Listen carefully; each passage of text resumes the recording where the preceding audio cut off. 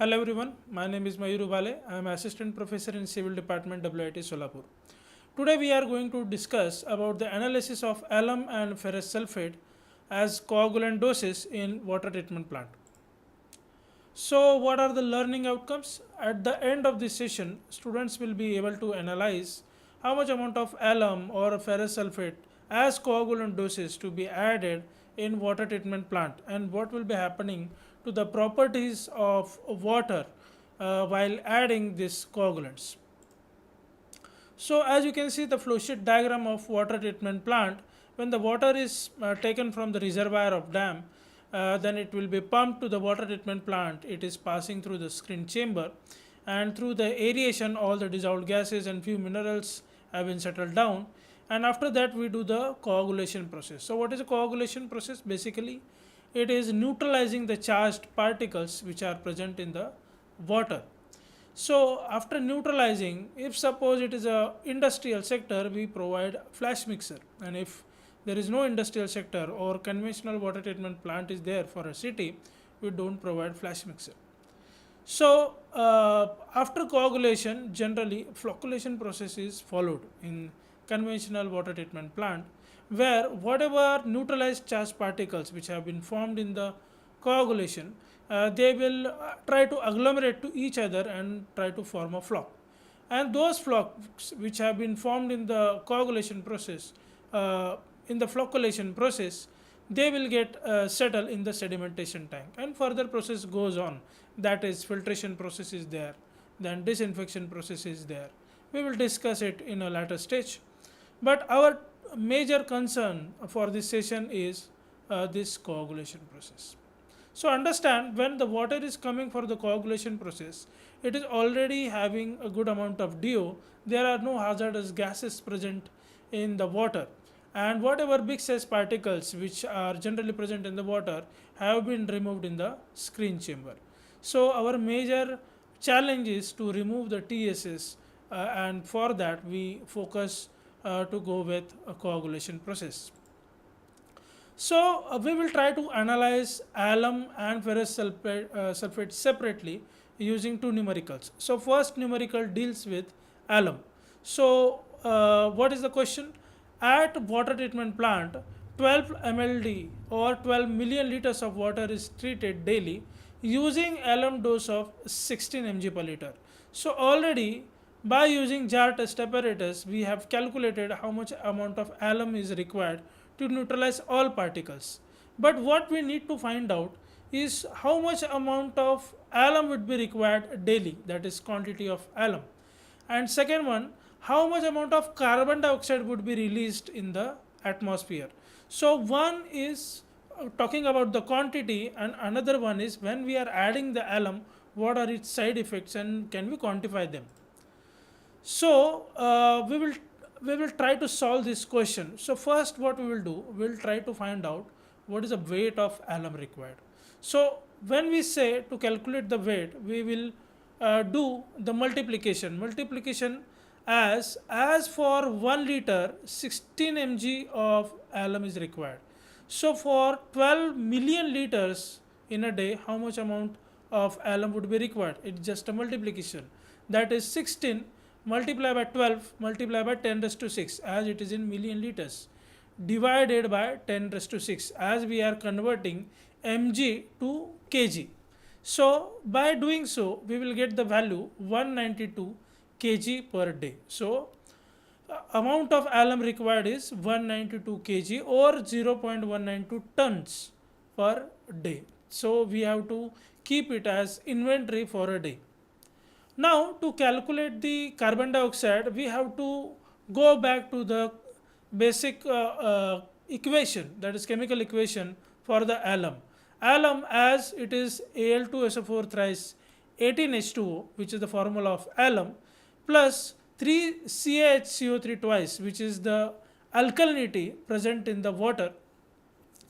When it reacts with the alum, that is alkalinity reacts with the alum, it forms AlOH thrice, which is our main coagulant in the water, plus CaSO4, which is representing permanent hardness into the water, plus water, plus kind of a carbon dioxide, but which is also giving out acidity into the water. So if you can see, alkalinity in the water is utilized and it is being converted to carbon dioxide. So whatever acidity which is present in the water or whatever pH which is present in the water, it starts to get reduced down. So acidity increases and pH reduces down in the water, and that's why generally we prefer to add additional alkalinity so that the pH should not reduce down in the water during coagulation process. So what we will do, we will try to find out the molecular weight of alum carbon dioxide, because we need to find out carbon dioxide. So for alum, the molecular weight calculation goes like this: 2 multiplied by 26.97, which is the atomic weight of alum, plus 3 multiplied by 32, that is atomic weight of sulfur, plus 12 multiplied by 16, where 16 is atomic weight of oxygen, plus 18 multiplied by 18, which is atomic basically amount of H2O which is present in the alum. So the value comes about 665.96 or 94. You can go directly with 666 grams. Molecular weight of carbon dioxide, that is 1 multiplied by 12, where 12 is atomic weight of carbon dioxide, plus 2 multiplied by 16, where 16 is atomic weight of oxygen, by which we will get the value 44 grams. So you can see, for 1 unit of alum provides 6 units of carbon dioxide. Similarly, for 6 units, you can say 6 multiplied by 44 grams, that is 264 grams. It means that 666 grams of alum is producing 264 grams of carbon dioxide. Fine. But how much amount of carbon dioxide would be released for a day? As the alum required is 192 kg, we can just cross multiply. So it will form like this: 264 divided by 666 or 665.94 multiplied by 194. So it will give the value as 76.114 kg. So this much amount of carbon dioxide would be released. As this question is only limited to carbon dioxide, but you can also find out how much amount of permanent hardness would be introduced while coagulation process. You just have to calculate the molecular weight of CaSO4, multiply it by 3 and just cross multiply. You will get the amount of permanent hardness which will be released in the water. Secondly, we will try to solve a kind of a similar question, but it is associated with ferrous sulphate. The question would remain same for the flow rate, that is 12 mld, but here the ferrous sulphate dose has been reduced down and it is kept as 10 mg per liter.